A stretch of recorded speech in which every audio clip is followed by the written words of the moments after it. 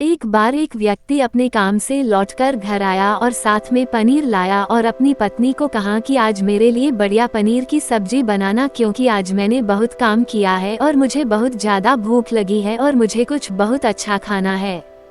उसकी पत्नी कमरे से बाहर आई और पनीर लिया और कहा कि बिल्कुल आप हाथ पैर धोकर तैयार हो जाइए, मैं आपके लिए बहुत ही स्वादिष्ट सा खाना बनाती हूँ।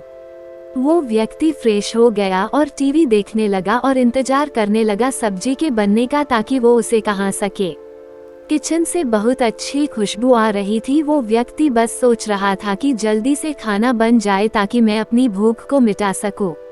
लगभग 1 घंटे के बाद खाना बनकर तैयार हो गया।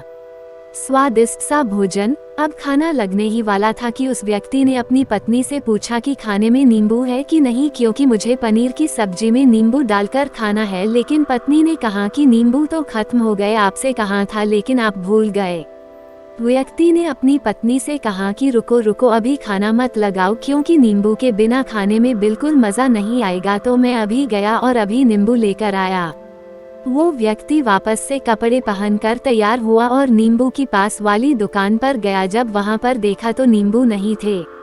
उसका दिमाग क्रोध से भर गया। उसने सोचा कि यार उसके पास नींबू नहीं है, चलो थोड़ी आगे वाली दुकान पर जाता हूँ, शायद वहां नींबू मिल जाएगा।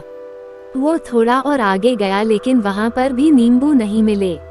अब उसने सोचा दूर की सब्जी मंडी चला जाता हूँ, वहाँ से नींबू लेकर आऊंगा, क्योंकि नींबू के बिना सब्जी में मजा नहीं आएगा।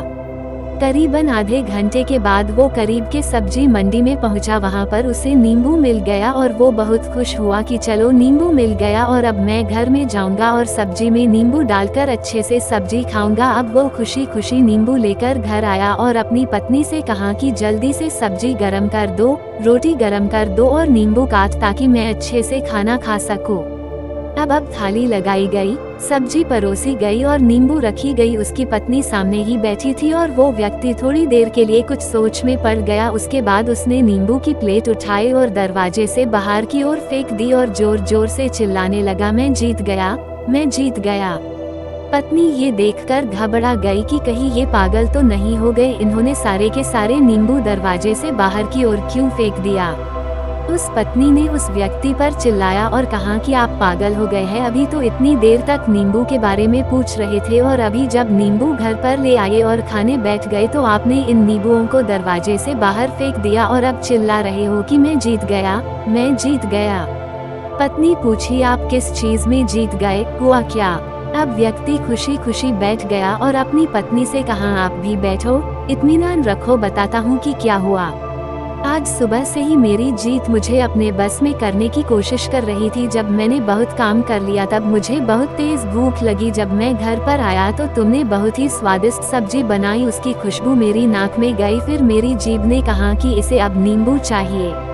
मैं पास वाली दुकान पर गया लेकिन वहाँ नींबू नहीं मिले। थोड़ी और दूर गया, वहाँ पर भी नहीं मिले। तो मुझे उसने और दूर लेकर गई। मैं उसके वश में आ गया और जैसे ही वह कहती रही वैसा मैं करता गया।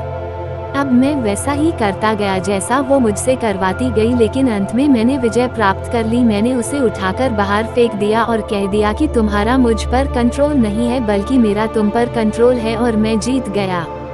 क्या आपको समझ में आया कि कैसे अपने इच्छाओं पर विजय प्राप्त करें? कई बार लोगों को शराब पीने की आदत लग जाती है और उस चक्कर में वो भटकते रहते हैं। यदि एक जगह नहीं मिलती तो दूसरी जगह जाए है, दूसरी जगह नहीं मिलती तो तीसरी जगह जाते हैं। और अक्सर युवाओं के साथ ऐसा जरूर होता है कि वो शराब पीने के लिए बैठते हैं, सारी शराब खत्म हो जाती है।